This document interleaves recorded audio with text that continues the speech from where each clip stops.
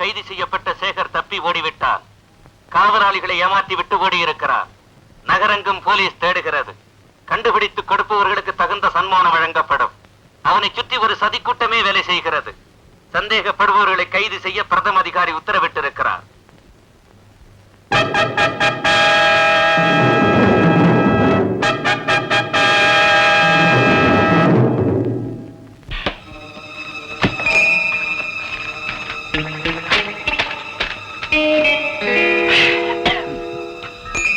அன்புள்ள ராதாவுக்கு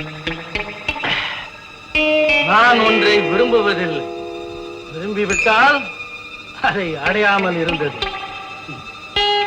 உன் தந்தையை வாட்டி வதைக்கும் வேதனை என்னவென்று எனக்குத்தான் தெரியும். தொல்லை தரும் தீயவனையும் தெரியும். என்னை மணக்க இசைந்தால் உன் தந்தைக்கு நிம்மதியை கொடுக்க என்னால் முடியும். நாகப்பா, நாகப்பா, கூப்பிட்டீங்களா சார்? இந்த லெட்டரை போஸ்ட் பண்ண ஏற்பாடு பண்ணிடு.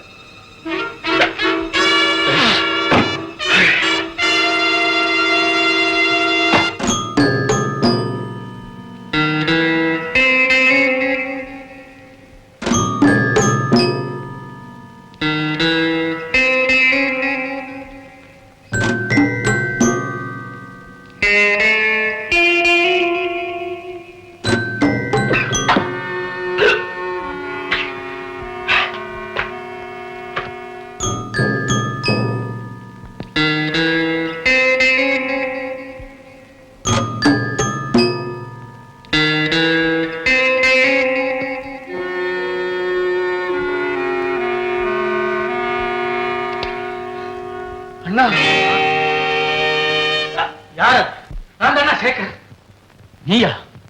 நீ எதுக்காக என்ன தடுத்தானா வந்த? என்ன காப்பாத்தனா? கைதிக்கு கருணை காட்டுறது கடுமையான குற்றம்.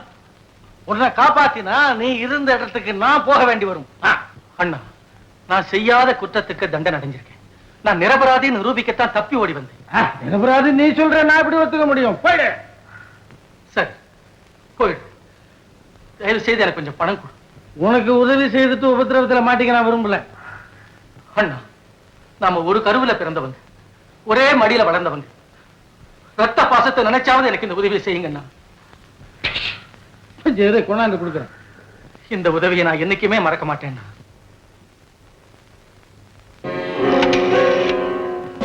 கமிஷனர் ஆஃப் போலீஸா? நான் அசோக் பேசுறேன். Ashok. Yes, I am all right, thank you.